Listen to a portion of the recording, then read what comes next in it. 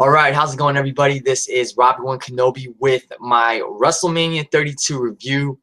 Now, in this review, since I'm talking about WrestleMania 32 practically 3 days after the event concluded, I will also give you my thoughts on what went down on the Raw after Mania. So this is like the first time I've ever done a review like this where I talk about both the actual event and then the Raw that followed.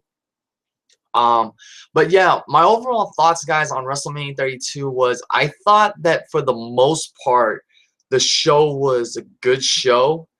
I don't think it was a great WrestleMania. I definitely don't think it was a horrible WrestleMania. It's not one of the worst WrestleManias, but it's definitely not one of the best, not one of the all-time greats. But for what it was, I thought it was a good show. You know, for the majority, I'll put it to you like this. For the first 6 matches on the card, everything went well. You know, that first 2-3 hours maybe the show just went well. I felt like the matches for the most part were good to great, but then after the Hell in a Cell match, I feel like the show really went downhill. And one of the big factors contributing to it was the fact that this show went almost or practically went 5 hours long.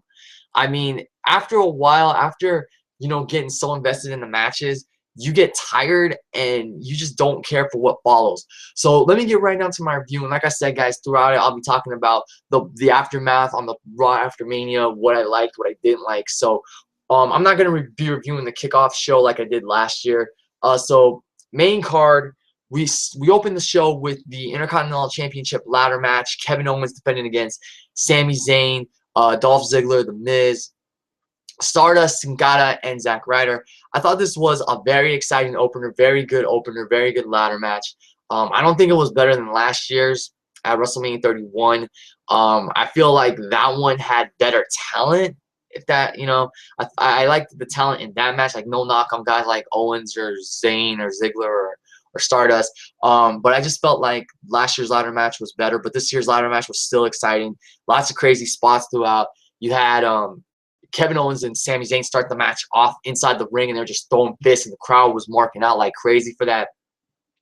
You also had Sami Zayn hitting this wicked 2-for-1 spot. You know, he hits a helo. He dives through the middle, through the ladder, over the top rope onto like a bunch of guys, and then he goes on the other side and dives through the ropes and does that, you know, torpedo DDT on Kevin Owens, 6-6 spot. You know, I know I ranted about the competitors in this match, like why I thought this match should have been Kevin Owens versus Sami Zayn, but for the most part, talent in it really delivered. You know, they really put on a really good ladder match. You had spots like, you know, Zack Ryder diving off the top rope, you know, delivering the elbow drop from the top of the ladder onto The Miz. You had Sin Cara, who, you know, got knocked off the ladder, landed on the ropes, and did a springboard dive off the ropes. So I thought it was wicked. You know, if that was the original Sin Cara, he would have botched that for sure. Just really love the spots in this match. Was just very entertained by this match. You know, Kevin Owens and Sami Zayn had their moments. There was a moment where Owens did a 5-star frog splash. Well, a frog splash. I don't know if it was a 5-star, but a frog splash onto Sami Zayn on the ladder that just looked really ugly, but in a good way. It was just a wicked spot. And then Kevin Owens took this really nasty suplex. Basically, he and Sami Zayn are trading blows.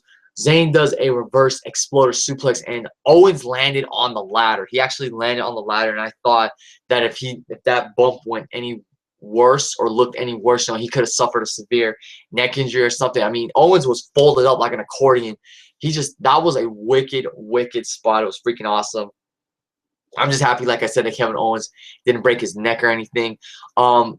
So the end of the match comes when Sami Zayn is on the top of the he's on the ladder. He's trying to retrieve the title, and The Miz knocks him off the ladder. And before I forget, there was also a moment where Stardust, who was wearing this really cool outfit, it had polka dots all over it, and it said "Hard Times" on the back, obviously a tribute to his father, the American Dream, Dusty Rhodes. And Stardust also pulled out a polka dot ladder. which I thought was really cool. And I said to myself, you know, if he wins it, he needs to climb the polka dot ladder. If he wins this, he needs to do it by climbing the polka dot ladder and retrieving the championship. But in the end, Sin Cara was on the ladder, and he got pushed off the ladder, and he went through the ladder onto Stardust. So he went on top of Stardust, and they both went through the ladder, a la Jeff Hardy at WrestleMania 23. I forgot if it was Sami Zayn who was on the ladder, but he got knocked off by The Miz. Miz climbed to the top of the rope, or to the top of the ladder, and I was like, oh, God, not The Miz. Like, I didn't want The Miz to win, but then part of me was saying, well, if The Miz wins, none of us lose our money because we were betting on which of the 7 guys we thought was going to win the championship, so we each put in $5. None of us picked The Miz. So Miz is there all cocky and stride and whatnot. It's like, yeah, this is my moment. I'm going to win the Intercontinental Championship. When out of nowhere, the most unexpected winner emerges. When Zack Ryder climbs up the ladder, knocks Miz off the ladder, and retrieves the Intercontinental Championship. I honestly did not believe that Zack Ryder was going to win this match, and I couldn't believe that Zack Ryder actually won. But Zack Ryder got a WrestleMania moment that no one can take away from him. He won the Intercontinental Championship in the ladder match. I'm not the biggest Zack Ryder fan. I did not think it was a horrible decision because I honestly thought Kevin Owens and Sami Zayn were going to win this thing. I went with both. Well, it could have been either one of them. Zack Ryder, I was just like, wow, they really gave Zack Ryder the Intercontinental Championship. So Ryder won the match, and then the next night on Raw, he came out to celebrate. The Miz called him out. The Miz challenged him in front of his father. You know, was questioning his manhood and everything. Zack Ryder agreed to the match. And The Miz won the Intercontinental Championship with assistance from his wife, Maryse. Yeah, Maryse returned to Monday Night Raw. I was crazy moment. Happy to see her back on Raw. Didn't expect it, like I said.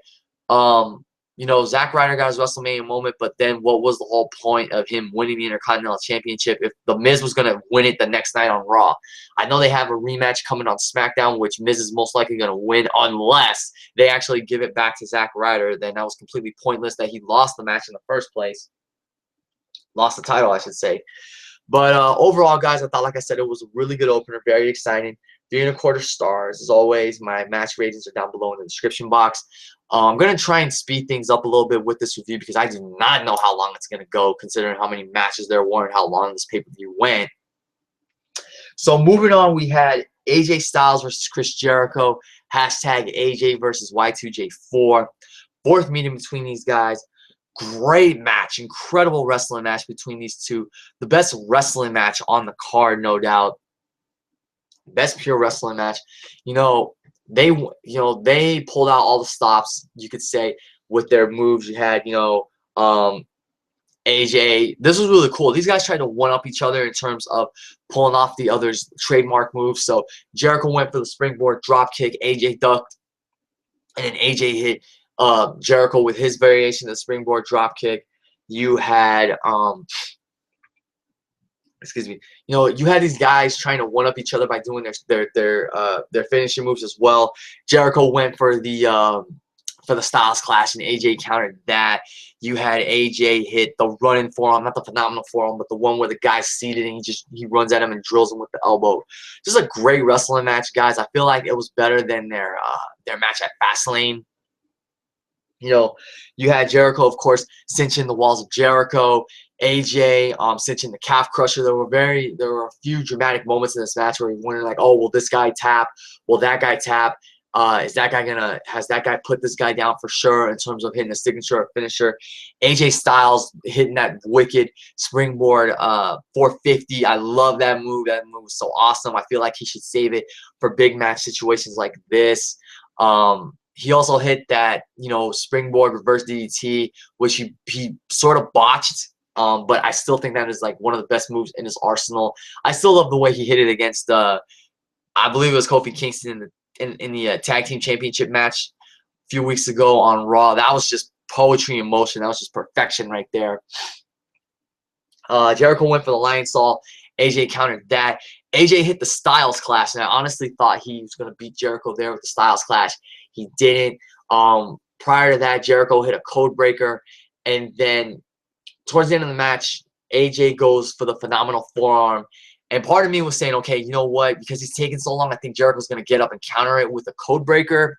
And he did just that. He countered the forearm with a code breaker to score the 1-2-3 and even the series up at 2 falls apiece. Now, I loved the match, but my problem with that was, why did Jericho beat AJ when he really didn't need that win?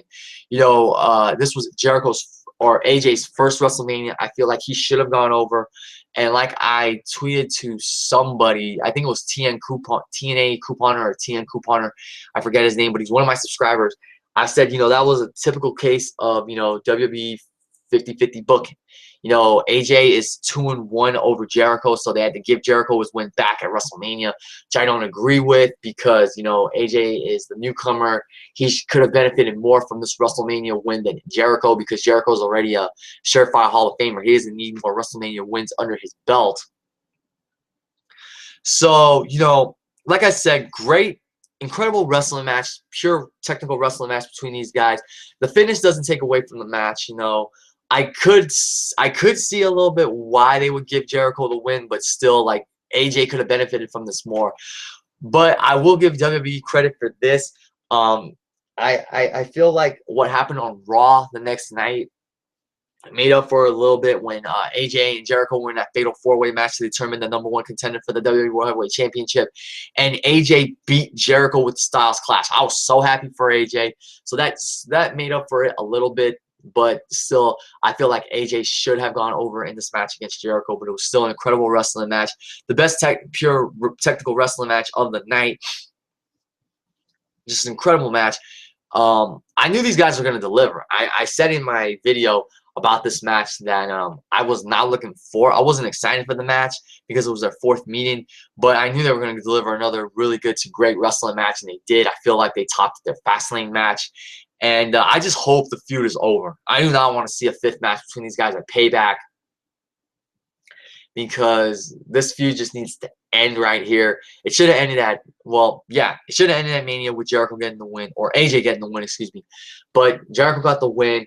I just hope that's the end of the feud from here, because I do not want to see #AJ versus Y2J5. That's killing it right there. That is overexposure at its worst. Next, we had the New Day versus the League of Nations. This was supposed to be a 4-on-3 handicap match, but it just ended up becoming a standard 6-man tag team match. And the tag team championships were supposed to be on the line in this match too, and they weren't. This match was decent. It felt like something you'd see on Monday Night Raw. You know, I'm not going to really talk about this match in detail. I did love the New Day's entrance when they came out in that big box of Booty-O's, the cereal that fell out of the box, and then they came out in their Dragon Ball Z attire, and my friends and I were joking around saying, I forgot who was wearing white, but whichever member of the New Day was wearing white, we said that they looked like the White Ranger from Power Rangers. And then wouldn't you know, Jason David Frank, the original White Ranger, actually posted that picture on his on social media, so I thought that was cool.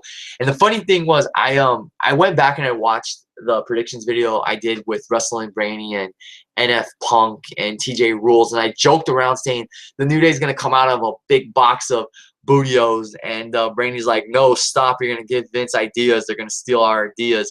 And wouldn't you know, the New Day came out in a big box of Booty-O's, which I thought was just priceless, hilarious, awesome. That was the highlight of the match for me. As far as the match goes, like I said, guys, it was decent. It was like something you'd see on Raw. I did like the ending sequence, though. You had Xavier Woods try to roll up Sheamus after countering the bro kick, and he was trying to grab hold of the tights. Sheamus kicked out. Bad News Barrett then you know, leveled Xavier with a bullhammer, and Sheamus knocked him out with the bro kick for the 1-2-3. And the League of Nations finally got one over on the New Day. After losing 3 or 4 matches in a row, the League of Nations, or the League of Losers as we like to call them, finally got a win over the New Day. So I was thinking to myself, okay, the League of Nations finally got one over on the New Day. They're going to probably have a tag team title match next night on Raw, and they're either going to win or the New Day is going to retain.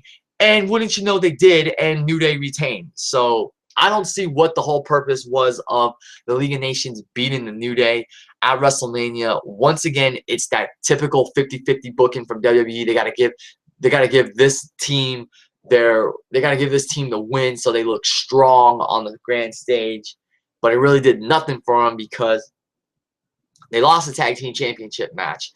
Then they kicked Bad News Barrett, and I'm not calling him King Barrett anymore because I don't see him wearing that damn crown. They kicked Bad News Barrett out of the League of Nations. You know, this would have made more sense, even though we all know, you know, Bad News Barrett is leaving WWE soon. This would have made more sense if the New Day won, and then they had the rematch on Raw for the titles, and they beat League of Nations again like they did, and then they kicked Bad News Barrett out of the group because they felt like he was the weak link. Post-match, though, you know, you had Bad News Barrett cut a promo talking about how there's no 3 men in the WWE that could handle them, that could take them down. When it's ironic that they're a 4-man faction, they're a quartet. And then out came the Heartbreak Kid himself, Shawn Michaels, in his camouflage ring gear, mind you, along with Mick Foley and Stone Cold Steve Austin. And the Legends went in there and did their thing. They laid out the League of Nations with their finishers, and then they had a little celebration with the New Day. I remember Xavier was trying to teach Stone Cold how to dance. That was funny. And then Austin flipped him off and hit him with a stunner. Great moment to see Austin, HBK, and Mick Foley. Like I said, guys, match was decent, but the post-match was awesome with the Hall of Famers coming out and celebrating. And of course, there was a beer bash. It's not any Stone Cold Steve Austin appearance, excuse me, isn't complete without a beer bash. It's great to see those guys on the show. And I remember hearing that Mick Foley was going to have some kind of involvement in the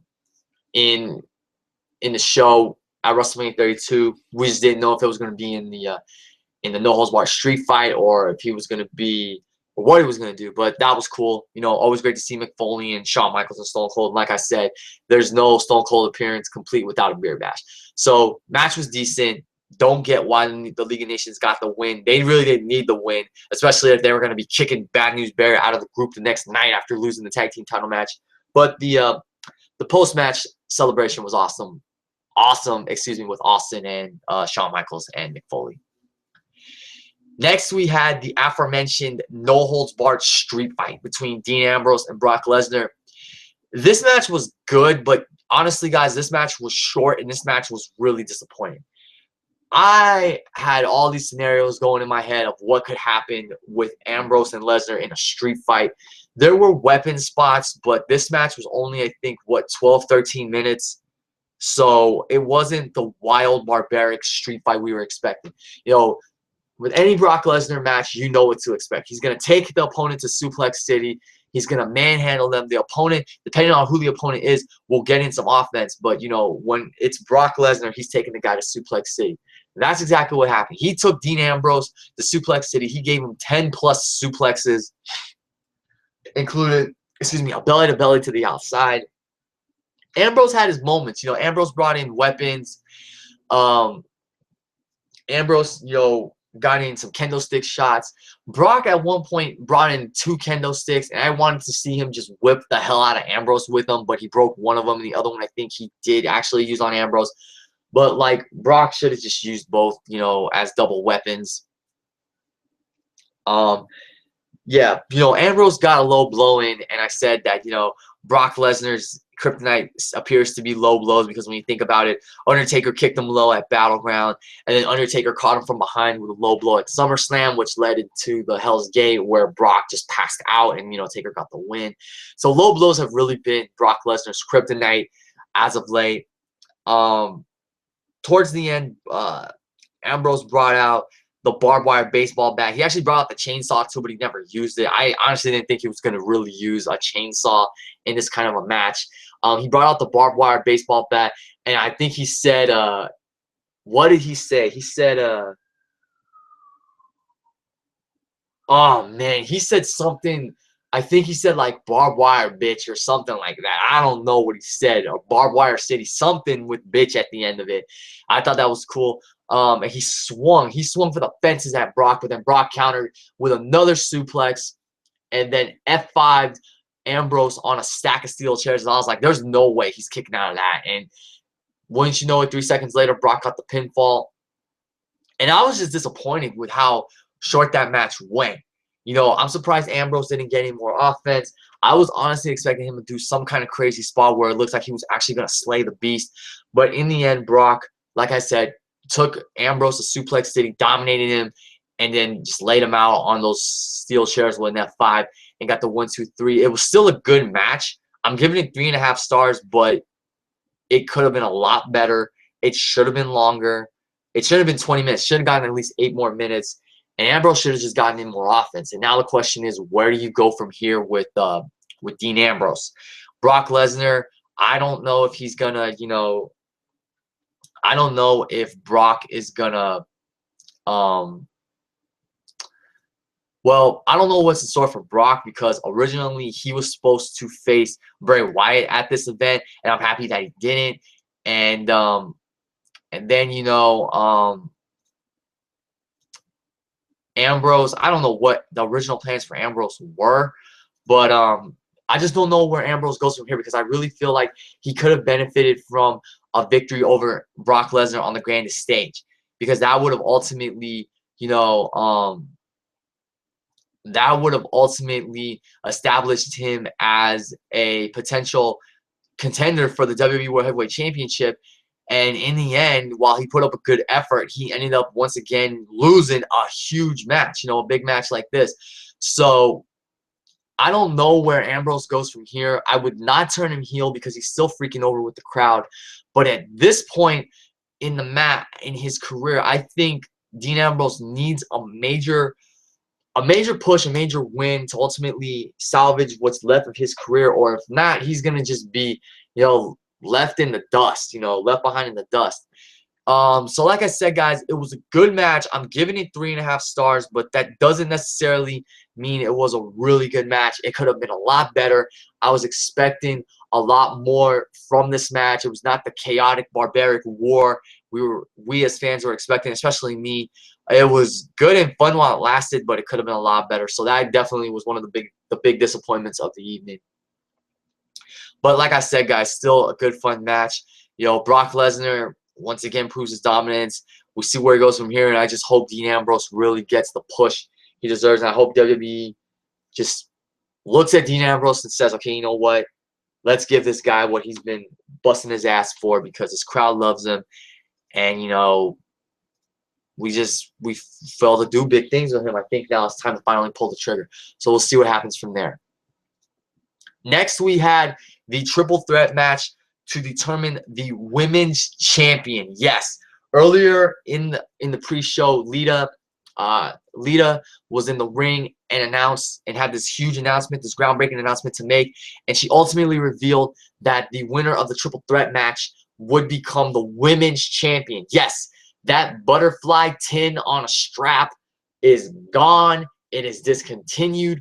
Thank you, Lord. No more Divas Championship. It is now the Women's Championship, and the Divas division is now rebranded the Women's division. So, triple threat match was the then reigning Divas champion Charlotte versus Sasha Banks versus Becky Lynch. I just want to say one thing. They were making it out to sound like the Women's Championship was the first time that, you know, this was the first ever women's championship, when really the WWF women's championship has been around for years until it was, you know, discontinued and the Divas championship took over. So I was saying to myself, like, why are they, do they think we're not smart? You know, are they trying to insult our intelligence? Because the women's championship has been around for years. And now they're trying to make it sound like this is the first ever WWE Women's Championship, where it was the WWE Women's Championship after the WWF became the WWE. So I think that was kind of, you know, dumb that WWE is trying to crown it hype it as the first ever WWE Women's Championship when that belt's been around for years. But nonetheless, this was an incredible match, you guys. I was so happy for these three, you know, 3/4 of the Horsewomen, 3 female standouts from NXT who went out there, put on an incredible match, and in my opinion, put on the match of the night. You know, Jericho and AJ was an incredible wrestling match, but I feel like the women of the NXT female standouts went out there, because I can't call them divas anymore. You know what I'm saying? Now that the brand's been renamed the women's division and the women's championship. these three women went out there and just had an incredible match. I was so happy for them to share that WrestleMania moment together. Sasha had a great entrance. You know, she was wrapped to the ring by her cousin Snoop Dogg, who went into the Celebrity Wing of the Hall of Fame. Sasha was also wearing, I noticed Sasha was wearing pants, and at first I was like, why the hell is Sasha wearing pants? You know, but then they said that she was wearing pants. She was wearing pants in honor of Eddie Guerrero, who was one of her favorite wrestlers. And I saw, you know, I saw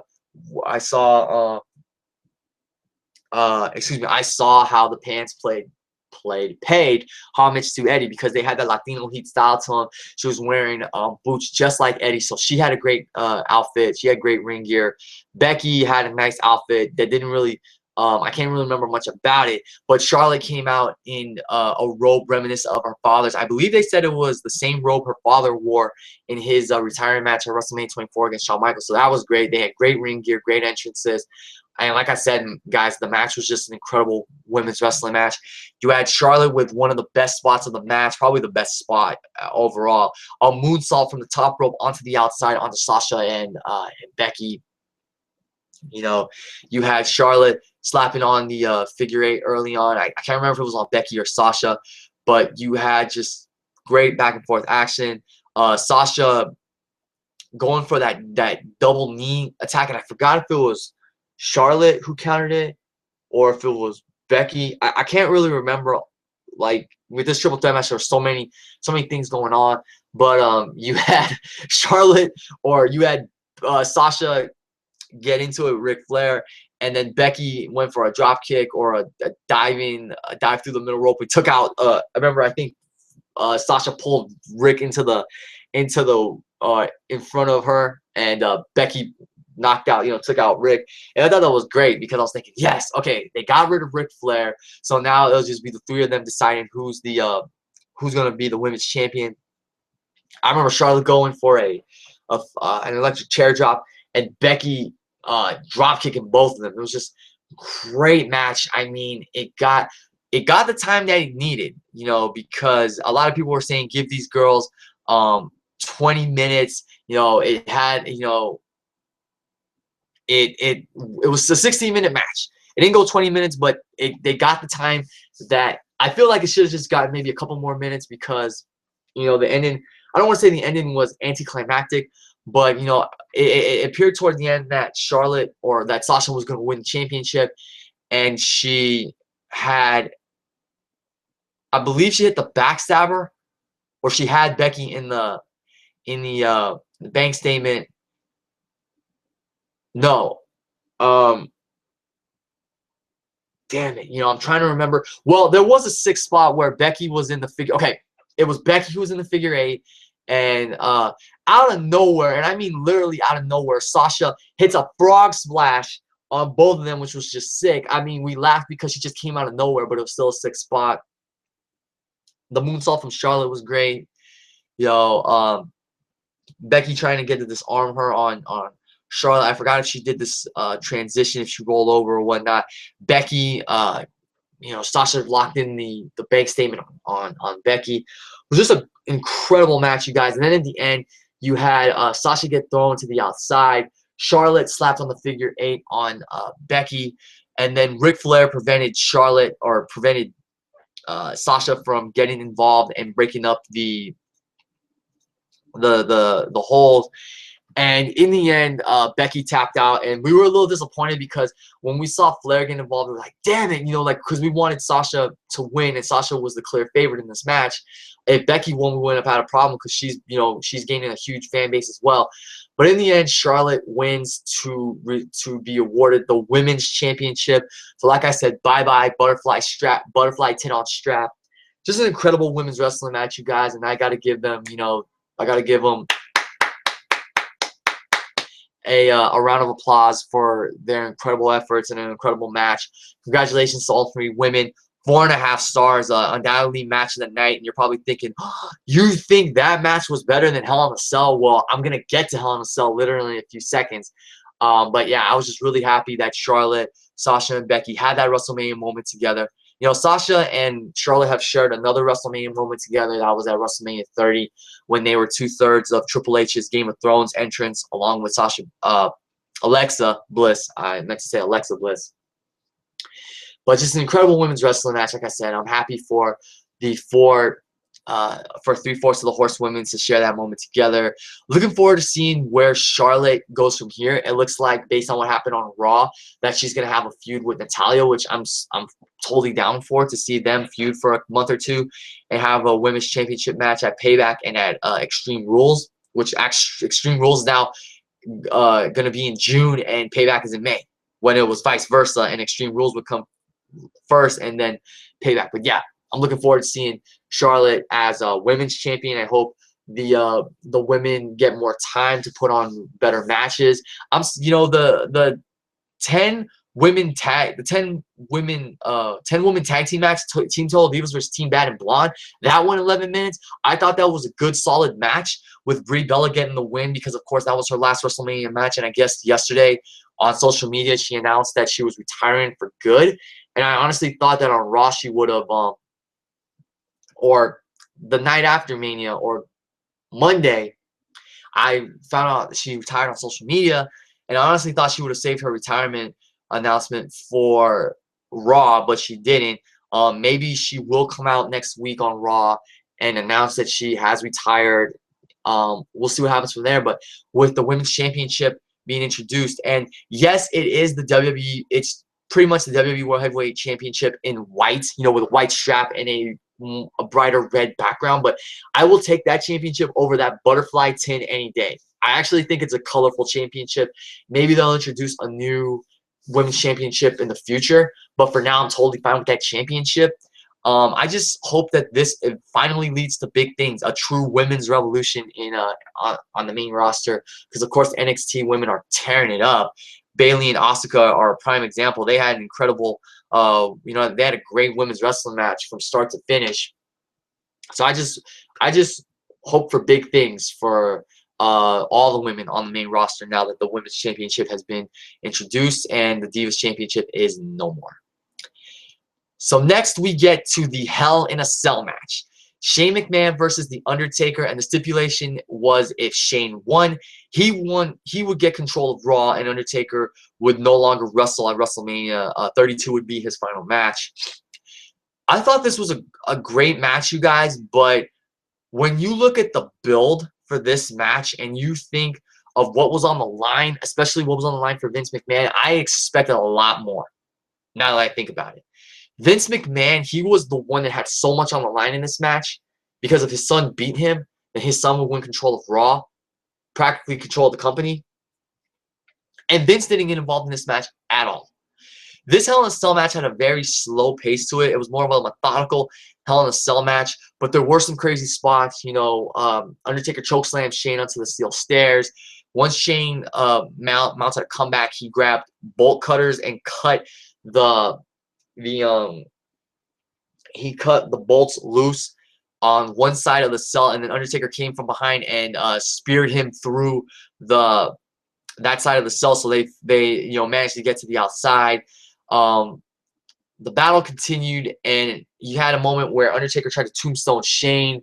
Shane countered into a sleeper hold. Undertaker had nowhere to go, so he said, screw it, jumped off, because they were on the barricade. They were on this little stage, you could say, that was built next to the barricade. Jumped off, and they went through the Spanish announce table.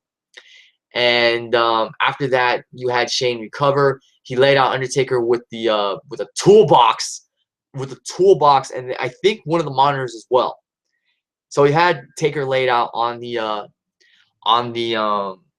English announce table, and then came the moment that everybody's talking about, the moment that's gonna live on for forever. Shane climbing to the top of the Hell in a Cell, looking down, diving off and missing the Undertaker.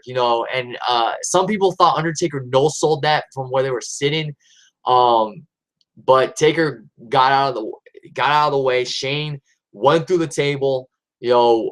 That is right up there with Mick Foley getting thrown off. But I mean, Shane dove off of his own will and went through the table. It was just an insane spot. I was praying he did not kill himself. We were chanting Please don't die at home when we were watching the show. I recorded our reactions to that moment on my phone, and I tried uploading the video, guys, 3 different times, and it just took freaking forever because it was a 3-minute video. If it was a 50-minute video or something, if it was a full reaction video, I could understand, but that's a rant for another day. But I did post it on my Facebook, and maybe I should have posted it on my Twitter now that I think about it. But yeah, that was an insane spot. And then you had Shane get back on his knees, and Undertaker looked at him like, "You're done, son. I'm gonna finish this off." With Shane just saying, "Come on, bring it, bring it." And Taker brought him back into the ring, and he patted him on the side of the head, I guess as like a sign of respect, like, you put up a fight, but in the end, I'm going to finish you once and for all. And Taker hit the tombstone, and that was it.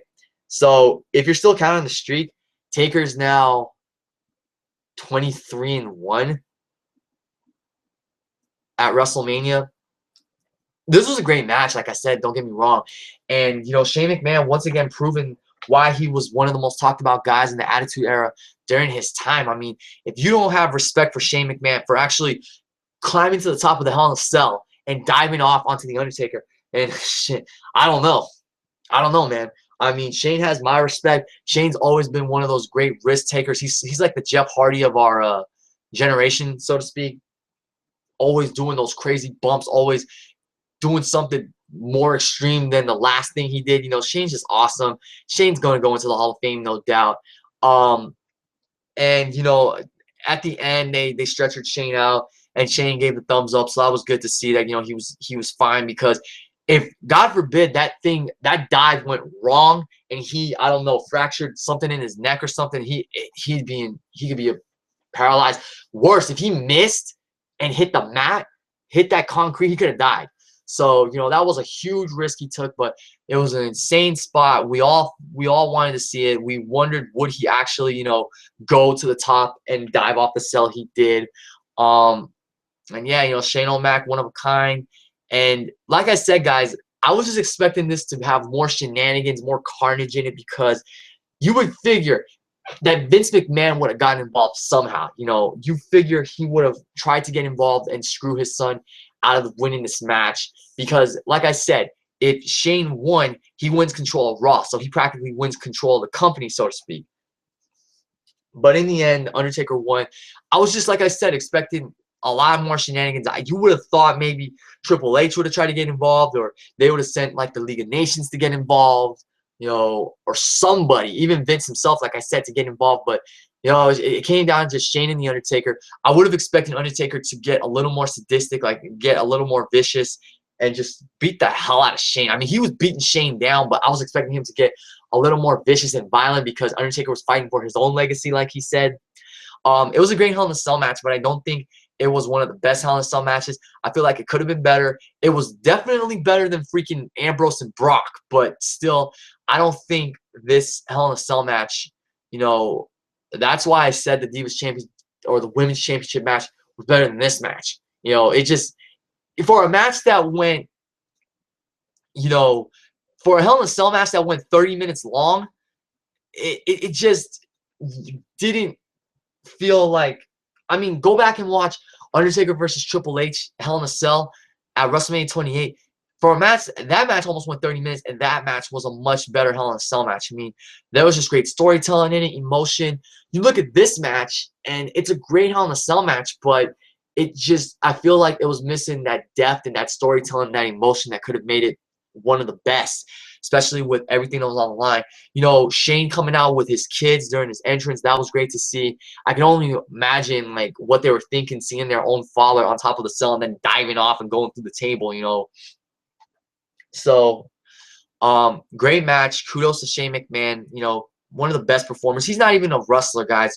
He's more of a high risk taker, and this guy just delivers whenever he's in the ring. So great to see Shane back in the ring for one more WrestleMania match. I hope he has actually another WrestleMania match before he calls it a day.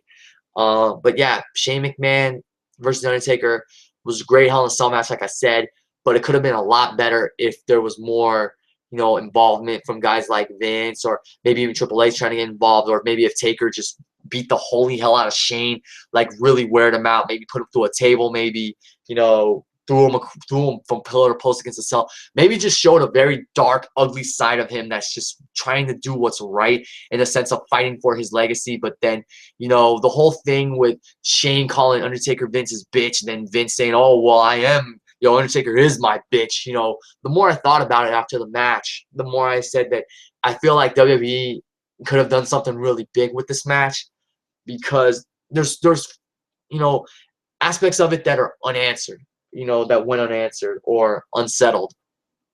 You know, I would have loved to have seen Vince come out and try to get involved, and then Undertaker, you know, Vince tell Undertaker, like, you know, finish him, hit him with the tombstone or something, and then Undertaker's like conflicted, and then like you could have had Vince get in Undertaker's face, like slap him, like tell him, you know, I'm Vince McMahon, damn it, you do what I tell you to because you're my bitch, and then Undertaker grab him by the throat and just choke slam him to hell.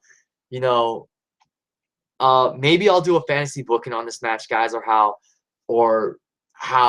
the build up could have been a little better. But yeah, I gave it 4 stars because I thought it was a great Hell in a Cell match. It was more methodical. It was a little slow paced. It was a little more slow paced than previous Hell in a Cell matches. But yeah, I mean, there are so many things you could have done with this Hell in a Cell match that they didn't do. I mean, like I'm saying, Vince getting involved, Undertaker, you know, him getting in Undertaker's face, and Undertaker like getting, you know, feeling conflicted about, you know, if I beat this guy, then I do prove I'm freaking Vince's bitch. But then if I don't beat him, you know, my legacy is pretty much over with. Although Shane said it when Undertaker lost his streak at WrestleMania, his streak pretty much, I mean, his legacy pretty much died. Although his legacy isn't dead in the sense of Undertaker is one of the all-time greats, and he's a surefire Hall of Famer, and he is one of the most loyal soldiers that WWE has had ever since he arrived in the company. But, you know, like I said, maybe I'll do a fantasy booking on how I would have booked that match, what I would have done differently, what I would have done differently in the build-up. But kudos to Shane and Undertaker for what they did give us in the Hell in a Cell match. It was a lot better than Brock and Ambrose, that's for damn sure. But just I feel like it was missing something that would have made it a lot better. And I personally would have loved to have seen where this would have progressed on Raw, because we didn't see Undertaker. Vince came out. He actually gave Shane the power to control Raw for one night. I don't know if this is temporary though, if he's gonna run the show again. But he ran it for that one night, and you know, Vince is all like, "Oh, I don't like to be upstage," so he gives it to Shane. And storyline wise, what we saw, you know, Apollo Crews debut on the main roster. Enzo and Cass finally got called up to the main roster. Well, they finally got called for their main roster debuts. I don't want to say called up. And then Baron Corbin, who I will be talking about in a little bit because he played a part in the next match. But yeah, Baron Corbin also made his debut. So we'll see what happens from there. Maybe they'll do Shane. I don't think they'll do Shane Undertaker 2. And I know, guys, I'm sorry. I've been talking about this match for a while because I do have 2 more matches to talk about. But yeah, we'll see if maybe Undertaker comes back and he, you know, he confronts Vince and says, you know, I thought a lot about what you said, and I came to let you know that I am not your bitch. I came to fight for my legacy, you know, like Taker would say. I'm just surprised that he didn't go out there and say, oh yeah, Taker proved, you know, oh, Taker proved he's my bitch. And then, you know, could have the lights go out and Taker just lay Vince out. So they left some questions unanswered, certain aspects of this feud unanswered, but you know, it is what it is. It was a great Hell in a Cell match. Could have been better.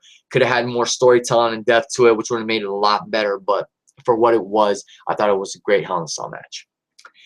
Next, we had the 3rd annual Andre the Giant Memorial Battle Royal. I really didn't care too much for this match, guys. I really don't. You know, with how the Battle Royal has gone the past 2 years. I mean, the first Battle Royal at WrestleMania 30 was great. The second one was fun. But you know, Big Show winning really didn't do much for it. This one I really didn't care for. I was on my phone most of it. You had Tatanka, who was practically one of the most random entrants in that match, random surprise entrance. DDP was a surprise entrant, and I thought that was cool because I was thinking, well, if DDP wins, they don't really have to, you know, give him that'd be a great WrestleMania moment for him, and they don't really have to do much with him in terms of the fact that he's already established himself as a veteran, and he makes appearances here and there. Baron Corbin, like I mentioned, was a surprise entrant in this match, and I was surprised because I didn't hear about him competing in a tournament at NXT like they did last year at Access, where he won the right to be in the Battle Royal, but I thought that was cool. I was just concerned that maybe they dump him out like 2 minutes in the match. And then the most unexpected surprise entrant, and one that I was like, really, like, he's in this match, was Shaquille O'Neal. Shaq himself was in the 3rd annual Andre the Giant Memorial Battle Royal, and he had a face-off with Big Show, and they actually eliminated a couple of guys, Fandango, St. Damien Sandow, and then everybody teamed up to eliminate Shaq and Big Show. And Shaq and Big Show actually double choke slammed Kane. And nothing against Shaq, because I like Shaq. I just thought that it was a little random that he appeared at this WrestleMania, and you would think that because he made a name for himself as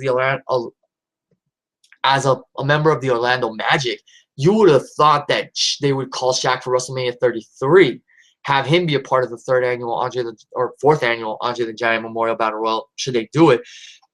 I think that would have been a little more fitting because, like I said, Shaq, I was first introduced to Shaq when he was part of the Orlando Magic. He was one of the best players on that team. When he was the most recognizable player on that team, to my recollection. I hope I'm not forgetting any other notable Orlando Magic's players, but when I think Orlando Magic, I think of Shaquille O'Neal. I mean, I had the guy's jersey when I was a kid. So I think that would have been more fitting because, Shaq is a future, NBA Hall of Famer after retiring not too long ago. I think that would have been fitting that he returned to Orlando for a moment like this. He could have been in the Battle Royal for a couple minutes and had a WrestleMania moment. But Shaq had a moment at WrestleMania 32. I have nothing against that. I'm not taking it away from him. I just honestly found it random that he appeared at this one when maybe he could have done bigger things in Orlando when, like I said, he was part of the Orlando Magic for a while. But in the end, Baron Corbin won the Battle Royal. And I was so surprised, but I was so happy for him because I feel like Baron Corbin is a good big man. He could be a top heel if pushed and built right. And to see him win was just awesome. And, he made his Raw debut the night after in a match against Dolph Ziggler. It ended in a double countout, but he was just pounding the hell out of Ziggler post-match. And then I like what he did where he looked at the referee after he was debating, the referee's call to declare the match a double countout. And he looks at the ref and he says, this is your fault. This is on your hands. And he lays out Dolph Ziggler on the outside with End of Days. So that was cool. I hope they keep doing big things with Baron Corbin. I could see him actually. That would be really cool if things don't go his way and he just blames someone and says, well, what I'm about to do, this is on your hands. This is your fault, and then he just beats the hell out of whatever poor victim's in his way. I could see that being a good I could see that being a good gimmick for Baron Corbin. So we'll see where things go from there. I just hope that Enzo and Cass and Apollo Crews get treated I cannot talk. Excuse me. I just hope they're treated right on the main roster. They get the push and build that they also rightfully deserve. And then the Vaudevillains are going to debut on SmackDown, so I'm looking forward to seeing how they do on the main roster. Other than the Shield guys, I can't really think of one NXT standout that came to the main roster and didn't get screwed over or wasn't the victim of bad booking or something. You know what I mean? Like, Kevin Owens did well when he got here, and then when he lost to Cena, his momentum got killed big time. Neville did fine when he debuted last year, and he just didn't have a lot of direction after that. He was losing matches, and he just didn't have a lot of direction. Bo Dallas was huge, was over with the winning streak, and then he lost to R-Truth for some reason, and he was never the same. Yeah, I just really hope that on the main roster, with the Women's Championship being introduced, and with Crews, Corbin, and Big Cass and Enzo arriving on the main roster as well, I hope that this is finally the moment where WWE realizes that they have great talent. They have, this talent will be the future of WWE, They could carry the company for years to come. Just give these guys all the rightful chance they deserve. And yeah, so Baron Corbin wins the Andre the Giant Memorial Battle Royal. I thought that was a great decision by WWE, and I can only hope for the best. And it's a start with Baron Corbin and Apollo Crews and Enzo and Cass based on what they did in their respective debuts. We just have to see where everything else goes from there. After that, the Dallas Cowboys cheerleaders were introduced, and they did a little number for the crowd. And then The Rock came out. Of course, The Rock was heavily promoted for this show. He had a flamethrower, and he set his name on fire at the entrance ramp, which was cool. Rock came out, introduced. He did his thing. It's always great to see The Rock. He announced the attendance record that the crowd in Dallas at AT&T Stadium, they broke the all-time WrestleMania attendance record. So it was like 101,000 plus people inside AT&T Stadium. And then the Wyatt family came out. And when they came out, I was thinking, oh, shit, like it's about to go down. You know what I'm saying? Between the Wyatts and The Rock. But then I was thinking, well, I know what's gonna happen. The Rock's gonna lay them all out. It's like I'm not looking forward to this. The Rock put the Wyatt family over, but then he grilled them and he called them Duck Dynasty rejects and Duck Dynasty bitches, I believe. And then I was like, yeah, I know it. Like it's a matter of time before he buries these guys. And then came the most unexpected moment in this segment where Rock says he wants a WrestleMania match. He rips off his sweatpants to reveal that he's got his tights on. He rips off his shirt. He's got the elbow pads in his tights, saying he's got to come prepared. And he literally has a 6-minute match with Eric Rowan. He hits Eric Rowan with the rock bottom 1, 2, 3. Eric Rowan becomes a sacrificial lamb again. And then the Wyatt family looks to ambush Rock, sabotage him, and out comes big match John himself, John Cena. John Cena actually made it to WrestleMania. He fended off the Wyatt family with The Rock. They laid out Bray Wyatt with their they laid out the Wyatt family with their signatures and finishers. Rock hit the people's elbow on Bray Wyatt, and then Rock and Cena celebrated, and that was a segment. Honestly, guys, that segment went on way too long. And to me, that's when the show really started to go downhill, because the third annual Andre the Giant Memorial Battle Royal, didn't really care much for it, but was happy that Baron Corbin won. But at this point, guys, we're going into the 4-hour mark when The Rock and Eric Rowan, or when The Rock and the Wyatt family have their segment. And it just seemed to go on forever. And I love The Rock. It's always great to see him when he makes an appearance. But this segment just went on forever, guys. And it was like I was just waiting for it to be over, because we still had the main event. And I wanted to see how things played out in the main event. But when I saw The Rock come out, I was like, okay, unless he gets dressed quickly or something, he's not getting involved in the main event. And that pretty much killed any, in my opinion, that pretty much killed any possibility of Roman Reigns turning heel in the main event. And yeah, guys, I mean, I think it was, what, 8:15 when the segment was coming to an end, and I was just waiting for the main event to start, because after a while, after how excited I was and cheering and everything for the first, 6 matches on the card, I got tired. After a while, when you get invested in a show like that for the first 6 matches, which was like the first 3.5 hours, you get tired. And I was just ready for the main event to go down, and let's get into the main event. Triple H defending the WWE World Heavyweight Championship against Roman Reigns. Man, this match, guys, was boring. This match sucked. And I'm probably being generous with the score, with the rating I gave it, because there were some things about the match I liked, but this match went on forever. This match almost went 30 minutes. It was 27 minutes. 27 minutes, 4 seconds, I believe, was the official time for that match. They should have cut that match in half. They should have cut that match by 15 minutes. It should have just been a fight for 12 straight minutes with Roman Reigns getting the win.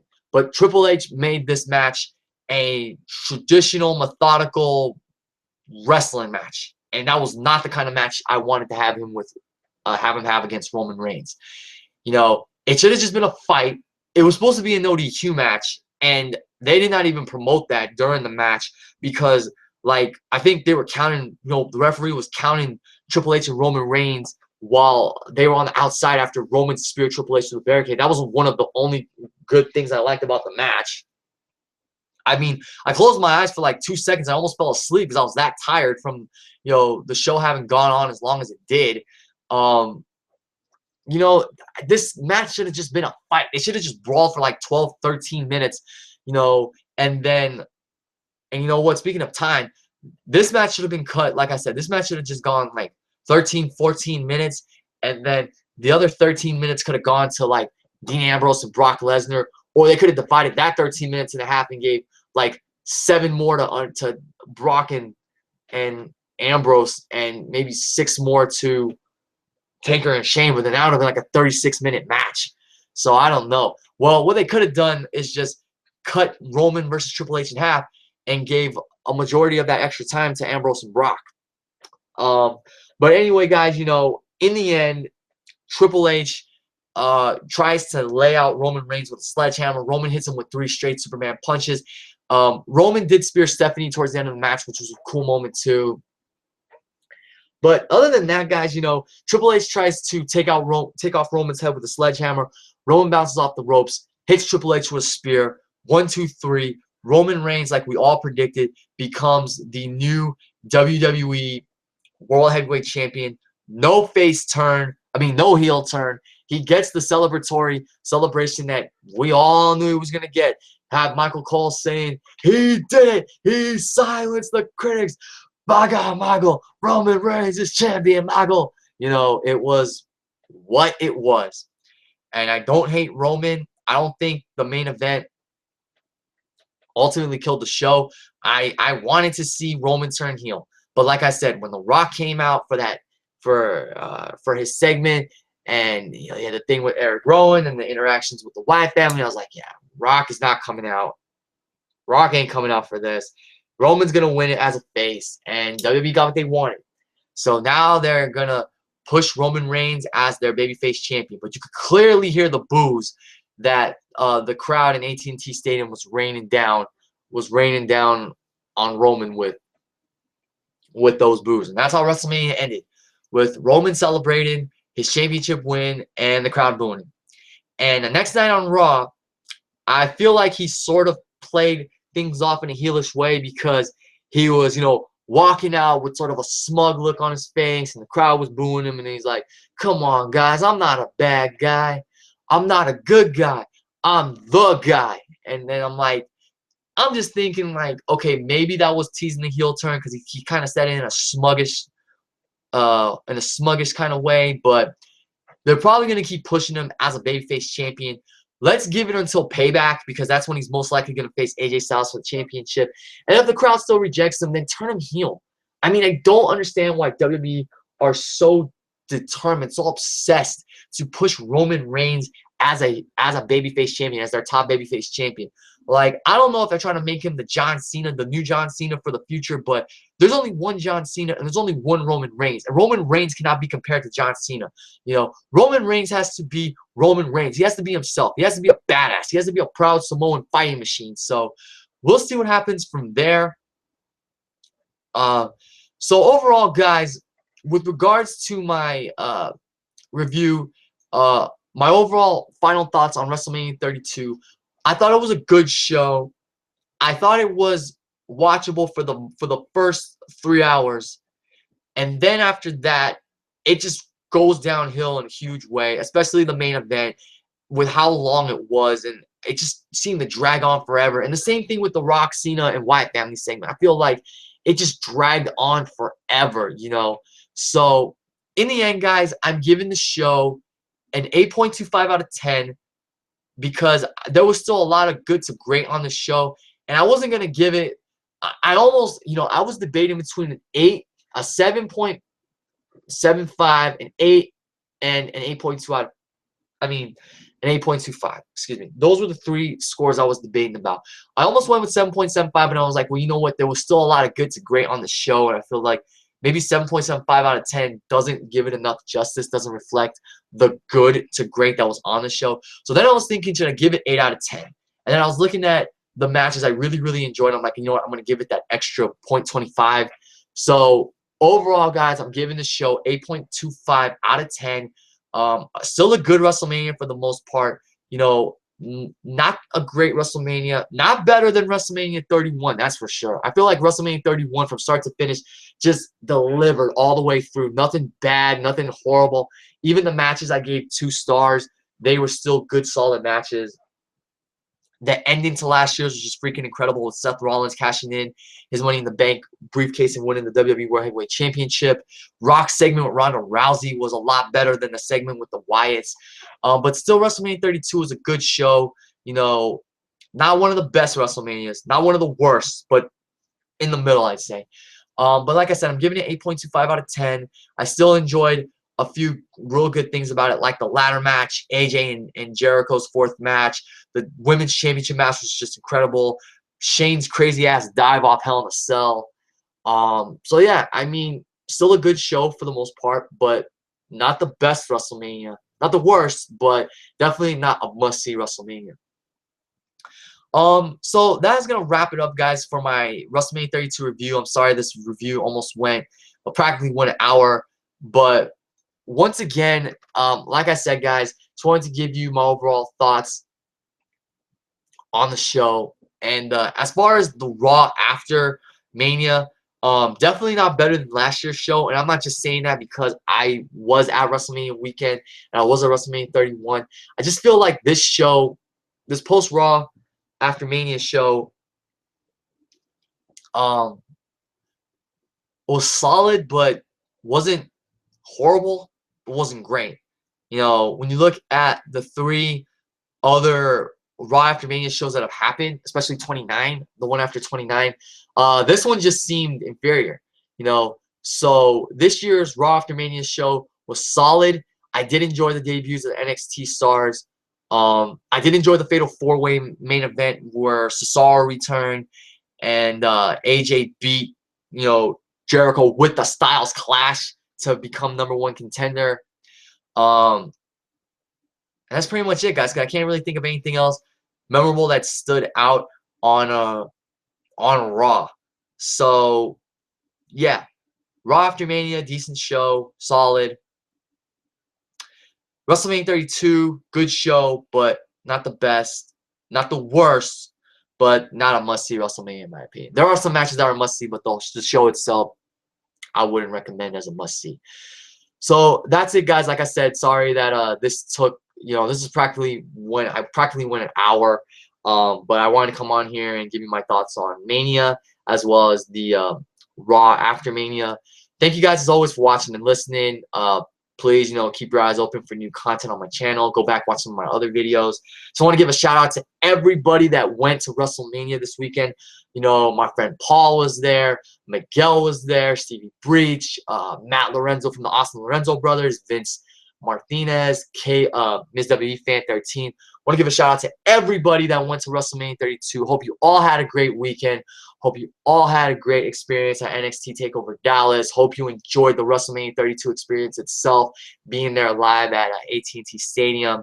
And I'm really hoping to go to WrestleMania 33, guys, in Orlando.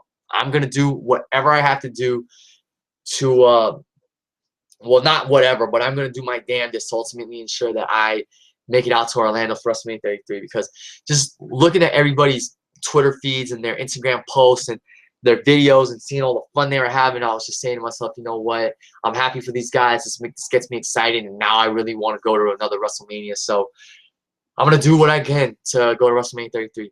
But that's it for this review, guys. Thanks as always for watching and listening. You know, like, comment, subscribe, share this video with your friends. Let them know about my channel if they're interested in checking out new YouTube channels. Excuse me.